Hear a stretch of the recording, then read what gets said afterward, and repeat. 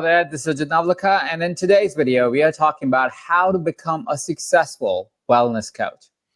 Peace of wonders, beautiful souls, magnificent beings.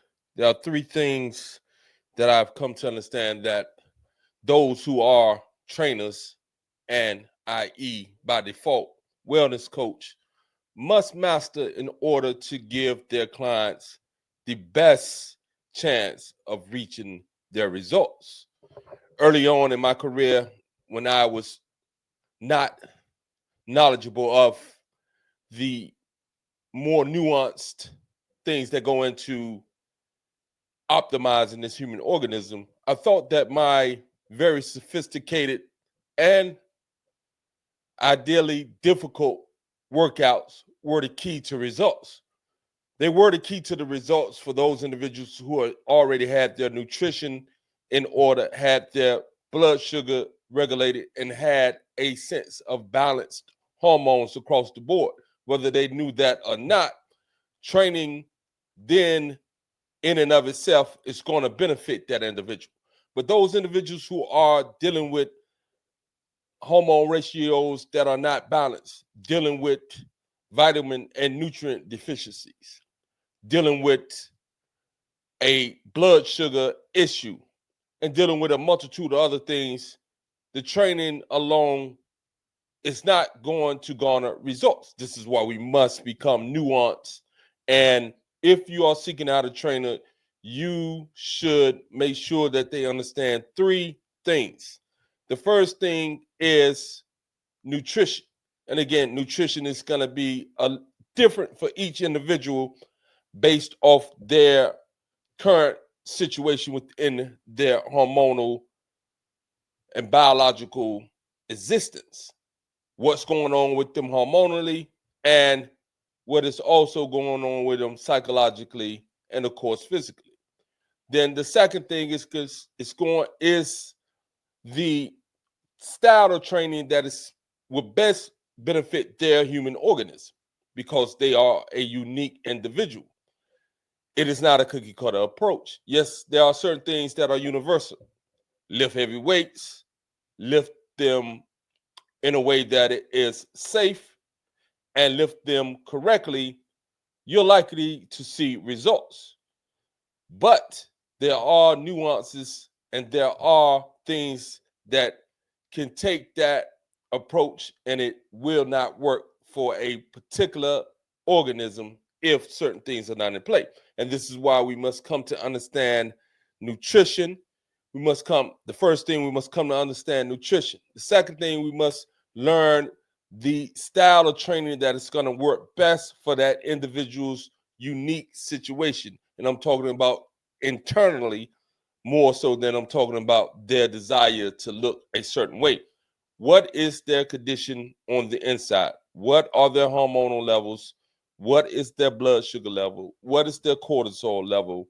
What's going on with them on the vitamin and mineral levels? Are they balanced? Do they have the basics of the foundation that is necessary to build an optimized organism? And these are the things that your trainer should know. You should not hire a trainer that only knows how to work out and work out themselves, meaning they are in great shape, but they have no understanding of the human organism and the human body when it comes to other individuals at these biological and hormonal levels. This is where the state of training is coming. It's not enough to just hire a trainer that looks good just because they look good, has no bearing on what you're going to look like. It has very little bearing on what you're going to look like unless they know significant amount about nutrition, a significant amount about hormone balancing, a significant amount about mineral and vitamin levels, and a significant amount about time and frequency and intelligent training for a specific individual based off their specific condition at that time. And I'm talking about the internal conditions. Are they diabetic? Are they pre-diabetic? Do they have thyroid issues? Do they have balanced estrogen, progesterone, testosterone? Do they have, when we come to the female, do they have high cortisol levels? Are they insulin resistant? These things need to be known. And if you don't know that, by actually having the numbers, you need to be able to ask the questions and have them and suggest for them that they go get tested for a slew of things in order so you can develop a program that is going to be beneficial for them or give them the best opportunity to achieve the goals that they seek to achieve. Because again, if you don't know what's going on within the individual, especially an individual who is not outwardly fit, and you can see the disturbance and the dysfunction within the human body because it's not necessarily fit, then also take into consideration the age, take into consideration the gender, and there is only two genders, the male and the female, the biologically born woman and the biologically born man. We're not going to get into all this other stuff that is not based in reality. So when you're dealing with the female organism and its uniqueness, and if it has been altered, dysfunction, and is in a bad state, then you have to take in certain considerations. When you're dealing with the male organism, same thing. There are some things that overlap, but you have to consider some uniqueness about the male organism. The female organism in general is more complex and more difficult to bring out of a dysfunctioning state than the male, but both are difficult and both require uniqueness targeted towards their unique state of being and their uniqueness as a male and a female and their unique lifestyle, etc.